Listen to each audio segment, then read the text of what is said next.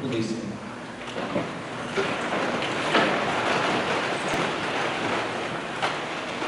O título da mensagem de hoje é Como vencer a tentação, as tentações. O assunto deve nos interessar a todos, porque nós somos pecadores por natureza e a nossa prática demonstra exatamente isso. Todos somos pecadores. Aquela doutrina da impecabilidade não tem nenhum fundamento bíblico. E é interessante como mesmo sem fundamento bíblico ou lógico, pessoas há que abraçam esta doutrina que inclusive tem dividido e criado problemas em algumas das nossas igrejas batistas. Amados, quando nós lemos este texto, se aprendermos o que o texto tem para nos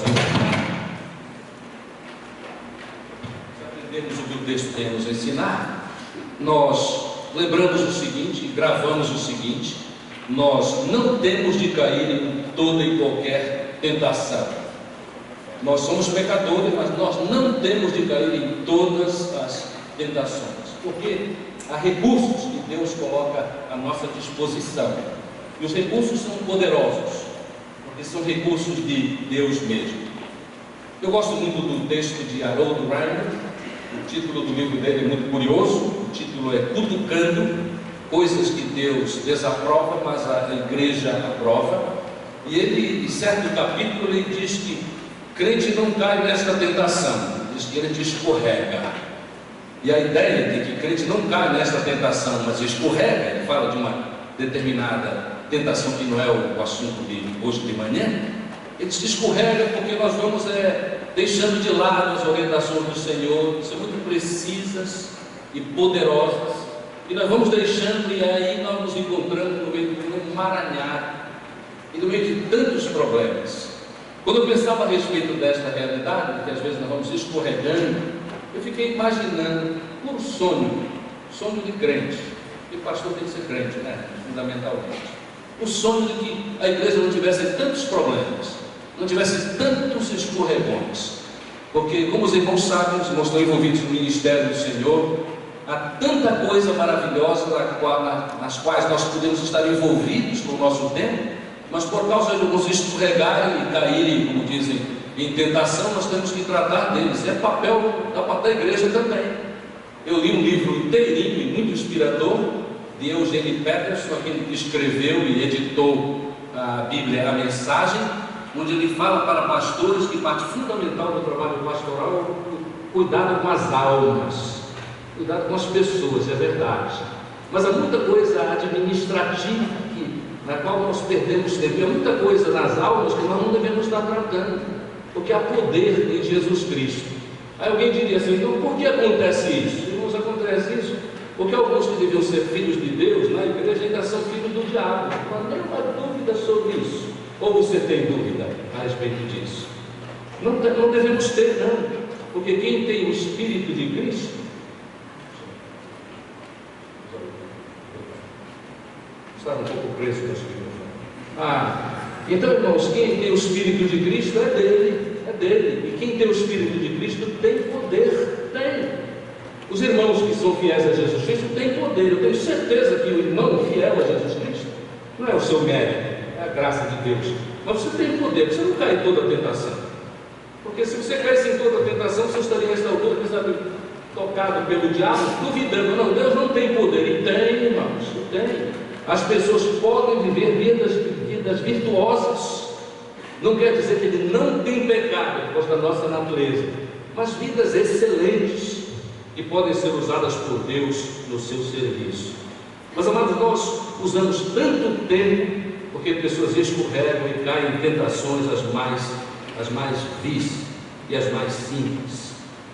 O ensino aqui de Jesus Cristo é muito interessante, porque os autores, os estudiosos nos ensinam que vem logo depois do batismo do Senhor Jesus Cristo. Então, no batismo de Jesus Cristo, nós vemos quando Jesus se nivela ao homem, Jesus se identifica com o homem, é isso que ele faz no batismo, né?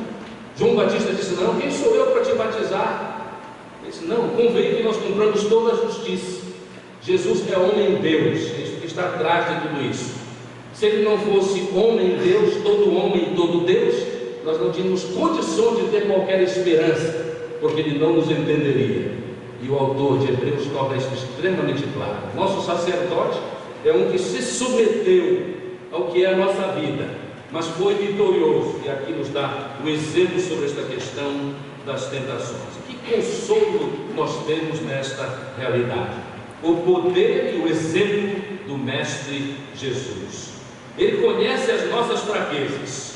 Ele foi submetido, o texto diz, a todo tipo de tentação, mas sem pecar. E este fato já nos ajuda a meditar e a vislumbrar a vitória. Irmãos, tentação, ser tentado é ser induzido para o mal. E este ser induzido para o mal é marca da humanidade desde os primórdios. Todos nós lembramos a história inicial de Adão e Eva. Mas os relatos seguidos, batismo de Jesus e logo após a tentação, demonstram a tensão espiritual que havia na vida do próprio Senhor Jesus Cristo e no seu ministério. Aqui é outro conforto para os nossos corações. Todos nós, não importa o crescimento espiritual que já temos, nós vivemos nesta tensão, o bem e o mal. E vem à minha mente aquela ilustração do líder Apache, um cacique de uma tribo norte-americana que estava sendo evangelizado, e ele veio com esta tensão falar com um missionário. Quem sabe a missionária? É sabido que as mulheres missionárias foram as grandes pastoras das tribos norte-americanas, porque os indígenas norte-americanos, eles temiam o homem, o pregador, mas temiam muito menos a mulher por causa da sua condição de fragilidade. Eu acho muito interessante isso, porque mesmo nos Estados Unidos há tanta força contra o ministério da mulher, quando é sabido em missiologia que muitos dos indígenas norte-americanos aprenderam de mulheres. Então vamos dizer que é uma mulher que está ensinando na tribo Apache, e o chefe Apache chegou com ela e disse assim: olha, há uma grande guerra na minha vida. Ele já ouviu o evangelho, já estava sentindo o poder do Senhor. Há uma grande guerra, há uma fera muito grande e poderosa, mas é a fera do bem, mas tem a fera do mal. Parece até a linguagem dos meus netos, e com aqueles bonequinhos eles dizem para mim, eu digo, este é do mal? Não, este é do bem. Nestas historinhas de crianças do nosso dia. Mas então havia uma fera do bem e outra do mal. E aí a missionária olhou para o chefe indígena e disse assim: e quem é que vence? Ele pensou um pouco e depois disse assim: vence aquele para quem eu disser pega. Eu gosto demais dessa história, porque é assim mesmo. A força do bem cresce quando nós nos aplicamos ao bem. Irmãos, para Jesus, o interesse total de Jesus Cristo, mesmo vivendo em tensão, ele está em tensão. A vontade do Pai e as expectativas do povo judeu. O povo judeu queria libertação política, mas Jesus não veio para isso. Não veio ser rei dos judeus no sentido político. Ele veio ser rei dos judeus, e não só dos judeus, rei do mundo todo, com a sua mensagem de salvação. Nós também sofremos tensões, as mais variadas. E nós podemos colocar as tensões da nossa vida em termos de santidade, que quer dizer separação do mundo e separação para o cumprimento da vontade de Deus, e rebeldia contra Deus, como a daqueles que não conhecem o Senhor. Irmãos, Jesus é levado para ser tentado. Este início de leitura no capítulo 4 causa espécie em muita gente. Diz assim: então Jesus foi levado pelo Espírito ao deserto para ser tentado pelo diabo. Por certo, Deus é soberano, sabemos disso. Mas há um teólogo que eu respeito muito, chamado Malcolm Tolbert, que deu a sua vida como professor de seminários mais destacados, especialmente nos Estados Unidos da América do Norte. E ele, de maneira muito interessante, tem uma tese a respeito de que a preposição usada aqui não deve ser pelo, mas é: Jesus foi levado no Espírito ao deserto para ser tentado pelo diabo. Foi no Espírito, porque Jesus, a vitória de Jesus tem tudo a ver com o fato que ele vivia no Espírito. Ele dava lugar às coisas do Senhor, ele se santificava para que pudesse santificar a igreja. João 17 é um capítulo maravilhoso. O pastor Isaltino Gomes Coelho Filho tem um livro inteiro sobre isso que eu li no decorrer da semana. Que preciosidade! Recomendo aos irmãos o estudo e a análise daquele texto do pastor Isaltino. Mas ele vivia no Espírito. Essa atenção toda.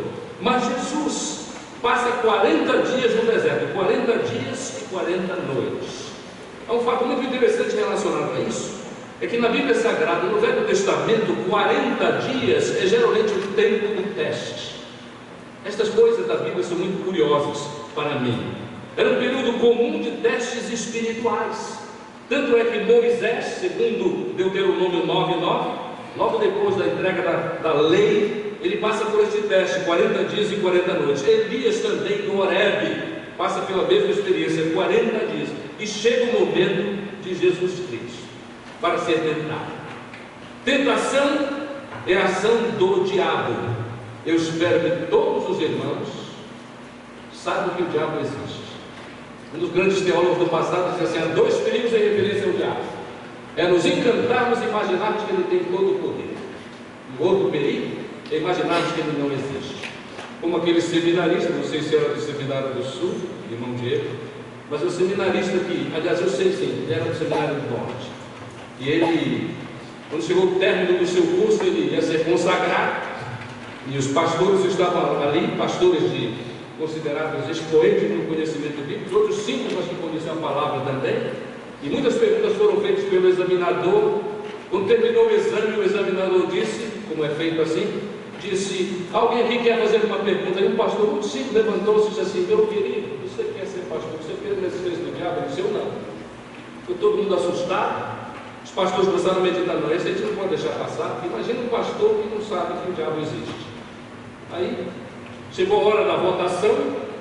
O doutor Davi Min, que era reitor do seminário por muito tempo, missionário de carreira, que foi uma bênção no Brasil e no Nordeste, quando chegou na hora, ele notou que tudo era desfavorável para aquele rapaz, aquele seminarista já em término de curso, para ser consagrado pastor. Mas o doutor Davi Min disse assim: olha, eu quero fazer um apelo. Ele é um rapaz bom, ele é até muito intelectual, um dos melhores alunos, as melhores notas. Vocês não precisam se preocupar com ele. Vamos consagrá-lo. Aí ele disse assim: eu duvido que depois de 6 meses na igreja ele não creia na existência do diabo. Irmãos, eu repito esta história porque eu gosto dela. Irmãos, o diabo está em todo lugar. Ele não é soberano, mas ele está em todo lugar. E como traz prejuízos para a vida da igreja. Esta primeira igreja batista de Manaus pode pensar, mas não fica nisso, não. Pensar quantas vezes nós somos prejudicados por obras de Satanás. Ele sabe o que é. Tomou alguém, usou alguém para mentir, para destruir, tentar destruir a igreja, mas isto nunca será conseguido, porque está escrito: e as portas do inferno não prevalecerão contra ela. E não prevalecem. E muitas vezes aquele que foi usado pelo diabo é restaurado, porque Deus vai lá e toca e burila. E não esqueçamos, castiga. Eu espero que os irmãos não tenham medo desta afirmação, porque a Bíblia ensina que Deus, por amor, castiga aqueles que amam. E se nós não somos castigados quando erramos, quando nos entregamos a Satanás, é bom duvidarmos de que somos do Senhor. Porque o fato de que nós somos castigados é sinal de que nós não somos filhos bastardos, mas somos filhos mesmo. A tentação é do diabo. Mas o diabo não é todo poderoso, irmãos. Você anda temendo o diabo como ele fosse todo poderoso? Não faça isso. Isso é coisa de quem abraçou só uma doutrina, inclusive espúria, é a doutrina da batalha espiritual. Vive com medo do diabo. Eu tive um professor no seminário que dizia assim: olha, tem esse pessoal por aí dizendo que o diabo está em todo lugar, atacando os crentes, fazendo o que quer. Não se esqueçam que em cada esquina tem alguém ali do Senhor. Anjo é mensageiro do Senhor, pronto para lhe ajudar, a fim de que você seja vitorioso. E anjo do Senhor é uma ilustração do Senhor mesmo. Deus não quer que nós vivamos caindo, quero dizer, em tentação. Aquele dualismo puro, que as forças do bem e as forças do mal são iguais, aquela é conversa fiada de um homem desnorteado do século III da era cristã. Não existe isso. Deus é poderoso, Deus é soberano. Mas o alvo do diabo é alienar as pessoas do Senhor Deus. Ora, este texto fundamentalmente fala sobre 3 tentações. E deve ser muito fácil nós observarmos este texto, meditando nele e notarmos como o diabo se aproxima. Ele diz assim: Primeira tentação: se és o Filho de Deus, se és o Filho de Deus, manda que estas pedras se transformem em pães. Nossa, os irmãos percebem, né? É para lançar dúvida. Se tu realmente és, se tu realmente és o Filho de Deus, por que, Jesus, tu estás passando por esta carência? Nem comida tu tens. O Senhor, o Pai te abandonou. O Pai te abandonou. Irmãos, o Pai, Deus nunca abandonou ninguém. Aqui é Jesus em forma humana sofrendo essas privações, mas completamente ciente, consciente do poder de Deus por Ele para abençoá-lo. Olha, o diabo tem tantos emissários. Uma das piores histórias, mais dramáticas que eu conheço a respeito de alguém, emissário do diabo querer colocar isso na mente de alguém. Este cidadão, inclusive, se dizia crente na época, se dizia que não tinha sinais de que era do Senhor. Não é da nossa, não é a história relacionada à nossa igreja, que o senhor conta com liberdade.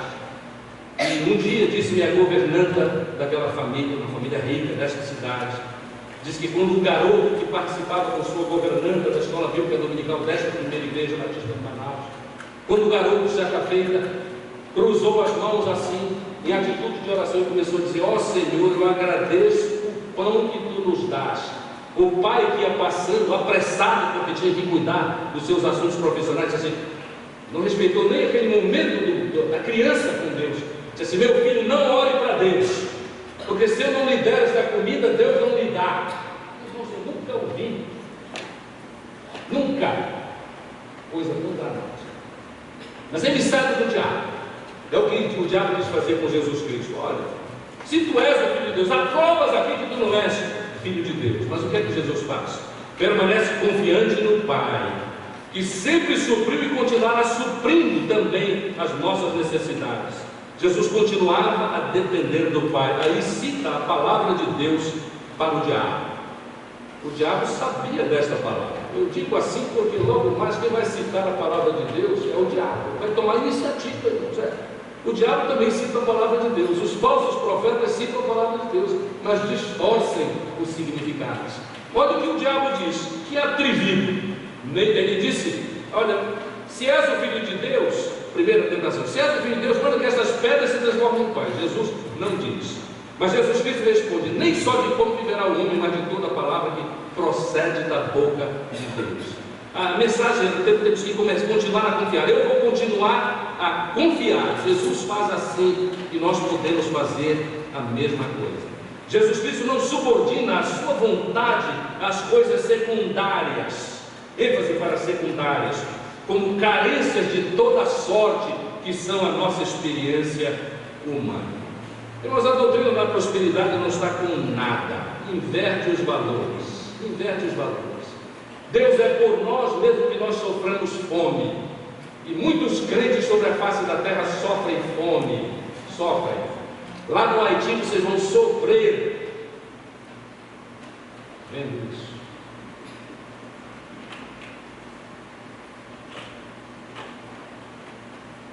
Como eu sofri durante a semana, vendo uma mulher esquálida, pele e osso, com um filho de 12 anos, uma meninazinha de 1 ano, que é do tamanho do meu neto de 3 meses.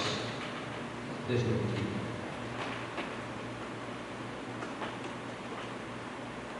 E aí?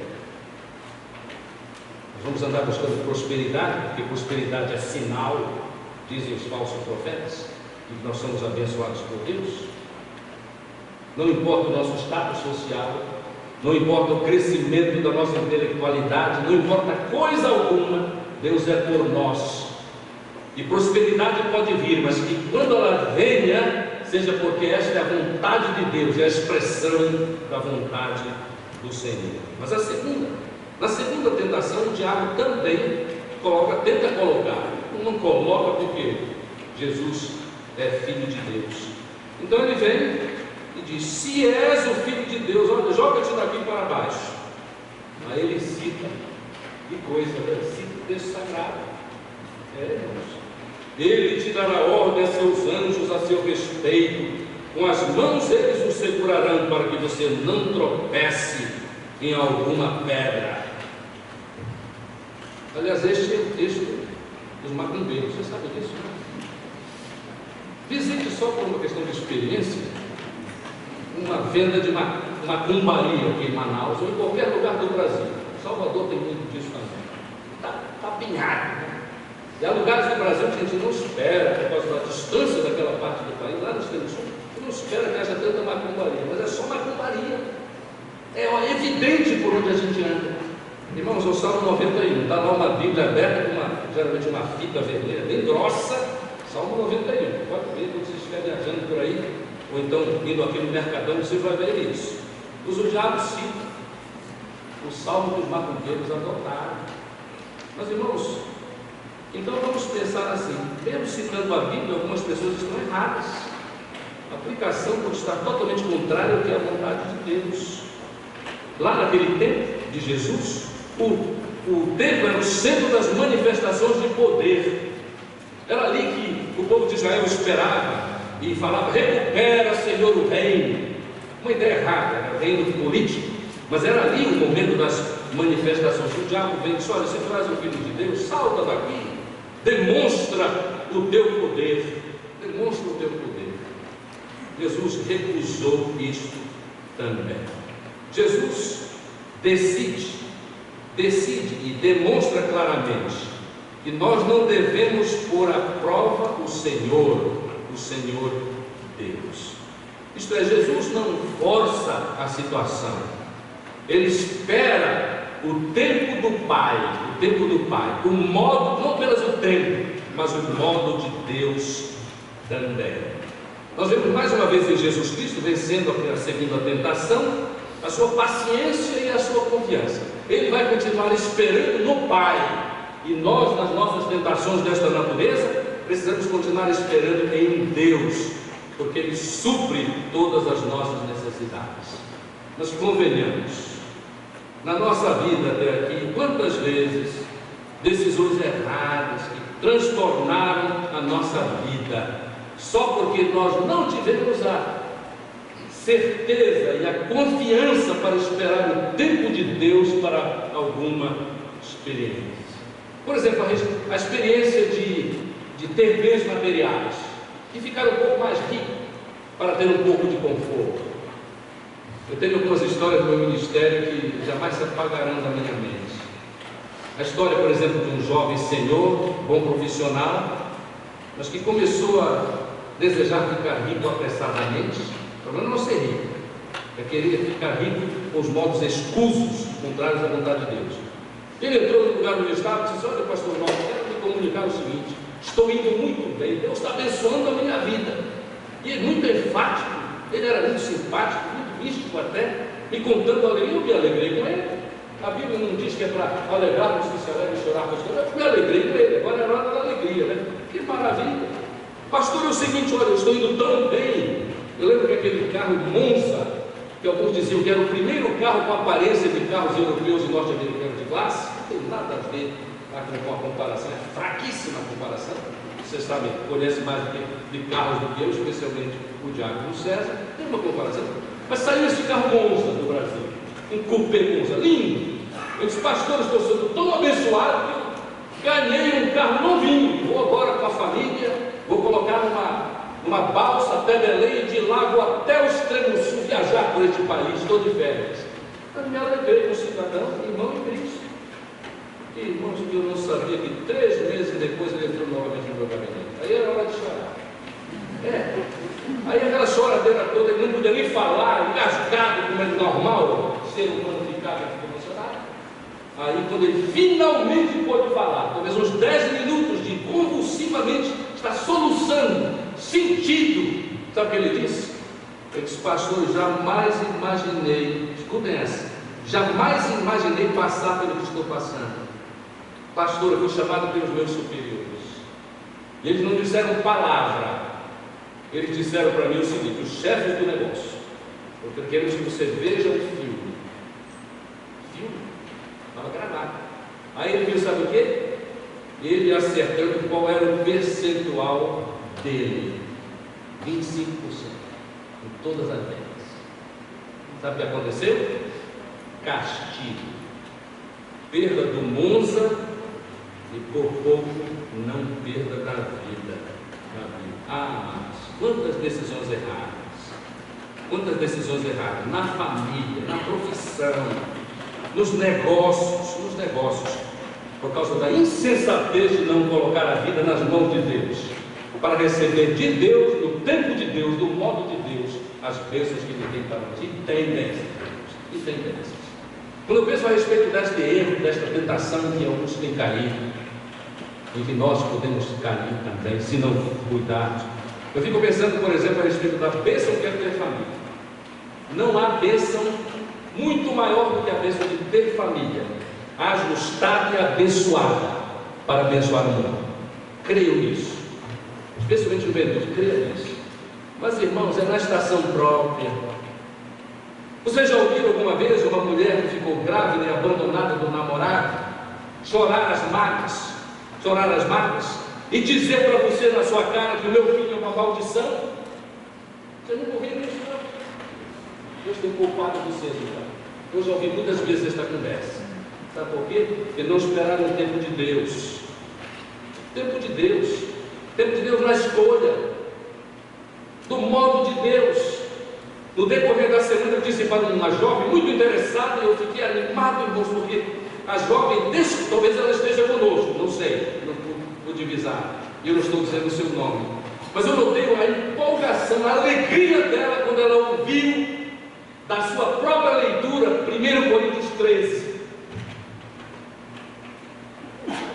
E ela já tinha me dito: olha, eu estou buscando o Senhor, mas eu não conheço muita coisa. Irmãos, quando eu digo para alguém, você conhece 1 Coríntios 13, e a pessoa diz não, eu sei que aquela pessoa está precisando urgentemente se aproximar de Deus.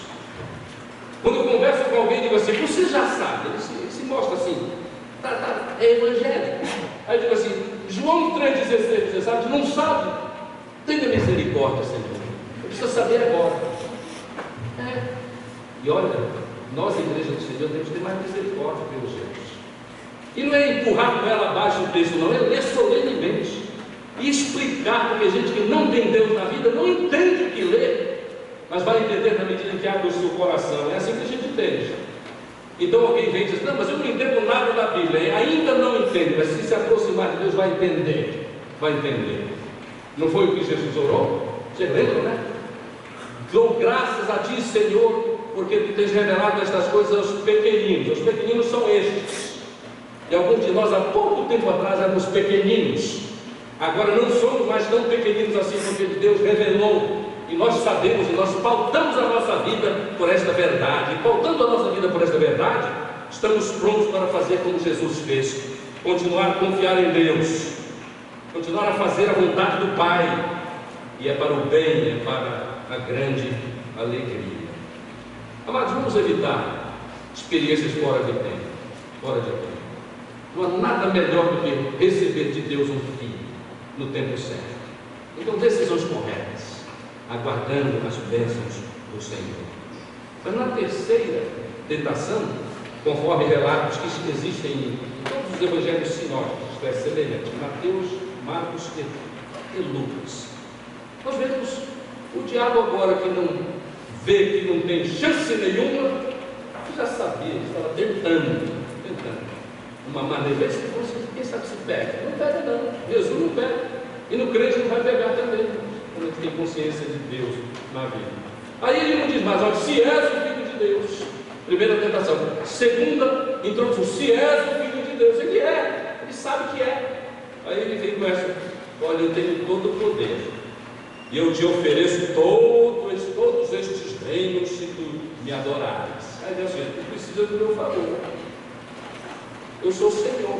O diabo está dizendo isso: ele é Senhor. Mas, irmãos, ele não é Senhor coisa nenhuma. Há vários textos interessantes na palavra de Deus. Ele é chamado, o diabo é chamado de príncipe deste mundo. Mas Jesus diz o seguinte: mas o príncipe deste mundo será expulso. Que príncipe? Já pensou? Príncipe deste mundo, tem status, não tem nenhum poder. Conversa fiada. Segundo Coríntios 4:4, o apóstolo Paulo, inspirado, ele diz o seguinte: o Deus desta era chama o Deus desta era, mas esse Deus é letra minúscula, irmãos. É um ídolo desta era, neste sentido. Tão limitado, causa confusão, mas é limitado. Tanto é que desde a obra de Cristo, que foi minha mensagem de 2 semanas atrás, Colossenses 2 diz assim: ele já foi despojado. Você sabe o que é ser despojado?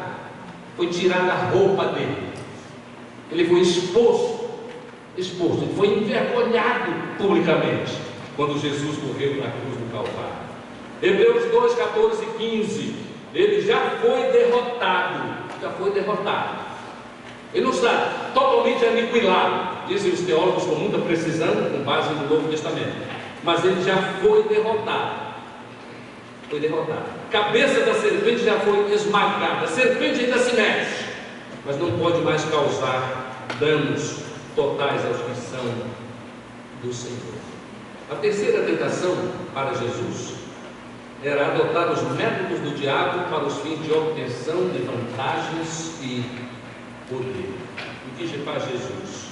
Segue o plano e assume, não mais uma vez, porque ele nunca mudou, ele assume que vai ser servo sofredor.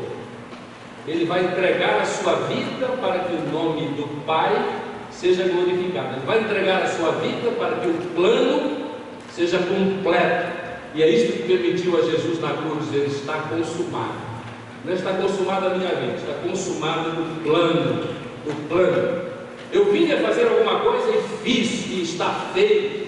E nós devemos dar glória a Deus por estas verdades. Amado, Jesus venceu, não há nenhuma dúvida, e nós também podemos vencer. Mas nós vencemos, em primeiro lugar, em conclusão, quando nós dependemos de Deus e jamais de nós mesmos. Jesus Cristo disse para os discípulos: olha, levantai-vos e orai para que não entreis em tentação. Quando a gente depende de Deus, a gente ora a Deus com as necessidades, com as súplicas, com os interesses, mas também com os votos. Quando nós nos dirigimos a Deus, é assim que nós fazemos. E é maravilhoso quando, em uma oração pública, num culto como este, nós vemos pessoas orando e tocando neste assunto. Nós, nas orações, nos entregamos aos planos de Deus. Não é como alguns evangélicos que nada entendem de Bíblia porque não foram ensinados, dizem: não, mas se eu disser na oração, seja feita a tua vontade, eu estrago a minha oração. Paz não dizer, né? Não posso orar, seja feita a tua vontade. Ora, eu quando oro não mostro a minha vontade. Se eu disser, não, seja feita a vontade do Senhor, eu estraguei a minha oração. Eu não tenho tanto poder assim. E aí vem aquela doutrina falsa do poder das palavras. Que alguns dizem: porque há poder nas minhas palavras, e engano. Então eu posso exigir de Deus que cumpra a minha vontade, quanto Ele. Irmãos, segunda coisa em conclusão, além de depender de Deus, é não tentando Deus, testando Deus e tentando Deus. Deus não pode ser tentado. Testando Deus não testar Deus é viver pacientemente, esperançosamente, certo do amor de Deus. Filhos de Deus mesmo têm esta certeza. Em terceiro lugar, obedecendo o plano de Deus, que inclui sofrimento. Aí amarga, né? Você pode tomar remédio? Por certo, não. Especialmente porque quando a saúde você vai perdendo a saúde se você viver 70, 80 anos. Aí não é um remédio, não. É um monte de remédios. E alguns deles são amargos. E alguns deles estragam o seu estômago. E aí o médico diz: olha, tome esse remédio só depois da refeição para ajudar um pouquinho. Mas não ajuda coisa nenhuma. Hoje eu estou um desastre. Mas o desastre é só com o microfone, não é com a certeza do que eu estou falando. Graças a Deus. Mas ninguém vai tomar remédio, eu sei disso. Mas aí vem sofrimento. Sofrimento é uma bênção. Vai sair fora, não, mas o pastor ficou louco. Diz que sofrimento é uma bênção. É assim. Se Jesus não tivesse sofrido, nós estaríamos irremediavelmente perdidos. E se se nós não assumirmos que o sofrimento é para o nosso bem, nós devemos correndo das experiências da vida. E na maioria delas algum sofrimento, mas que o sofrimento seja redentivo. Sofrimento redentivo quer dizer o seguinte: é o sofrimento que tem um resultado positivo, porque eu aprendi a lição. E é isso que Deus quer que nós aprendamos no tocante às tentações. Fui tentado, caí, mas voltei, mas aprendi a lição. Aprendi a lição. Até os animais que sofrem certas dores, certas dificuldades, evitam as dores. Mas o ser humano, criado à imagem e semelhança de Deus, de rude e desobediente que é, às vezes não aprende, que nós não estejamos no número deles. Mas obedecendo o plano que inclui sofrimento. Mas por último, fazendo o que Jesus fez, conhecendo a palavra e aplicando a palavra. E quando é o diabo mesmo, quando é o emissário dele, um falso profeta, diz alguma coisa, não tenhamos medo de, por causa do conhecimento da palavra, é confiança nela, dizendo assim: mas também está escrito. Foi assim que Jesus fez. Agora, para dizer para o diabo, para os emissários do diabo, mas também está escrito, é preciso conhecer a palavra. E aí eu quero fazer um apelo para os irmãos e amigos: vamos ler mais. Não fique preocupado em ler a Bíblia toda em 4 dias, não dá certo. É ler mastigando a palavra. Minha linguagem é o seguinte: tem perdido uma palavra de gado, ruminando. Na última fazenda que eu visitei foi interessante. Eu estava lá e as vacas estavam comendo no campo, e daqui a pouco, depois do almoço, eu fiquei olhando, estavam lá as vacas, parece que estavam mastigando chiclete. Você sabe o que eu estou dizendo, né? Mastigando. Tem que mastigar a palavra, tem que ruminar, tem que meditar. E na meditação algo fundamental é o seguinte: é aplicar a palavra. Porque a palavra não é para os outros, não é para mim. Já pensou se Jesus Cristo não soubesse a palavra? Que se cogita isso? Mas se você não souber a palavra, você não saberá dizer para o diabo a palavra final de Jesus Cristo nesta tentação: retire-se, Satanás. Está escrito: adore o Senhor, o seu Deus, e só a Ele preste culto. E o que é culto? Culto é obediência. Deus tem mais interesse em obediência do que em culto, especialmente quando ele é cheio de rituais vazios de significado. Obedecer é conhecer e fazer a vontade de Deus. Amados, nós somos os privilegiados, porque podemos aprender dos nossos erros e podemos estar garantidos em Jesus, aquele que venceu as tentações e anuncia que nós também podemos vencer.